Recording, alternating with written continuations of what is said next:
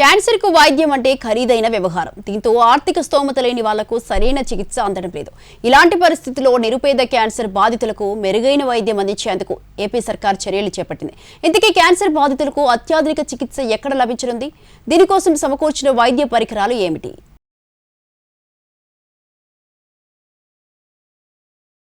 అత్యాధునిక వైద్య పరికరాలు, మెరుగైన సదుపాయాలతో అత్యుత్తమ వైద్య సేవలు అందిస్తుంది గుంటూరు జీజీహెచ్.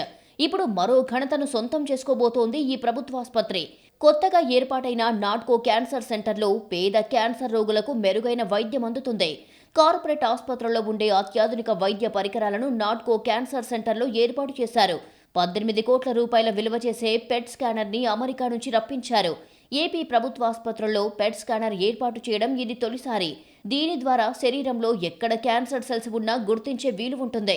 అందువల్ల బాధితులకు వైద్యం అందించడం సులభమవుతుంది. పెట్ స్కానింగ్ కి 25,000 రూపాయల వరకు వసూలు చేస్తున్నాయి ప్రైవేట్ ఆసుపత్రులు. ఇప్పుడు జీజీహెచ్లో పెట్ స్కానింగ్ అందుబాటులోకి రావడంతో క్యాన్సర్ బారిన పడిన నిరుపేదలపై ఆర్థిక భారం తగ్గనుంది. పెట్ సిటీ స్కానర్ రావటం అనేది ఒక గొప్ప విషయం.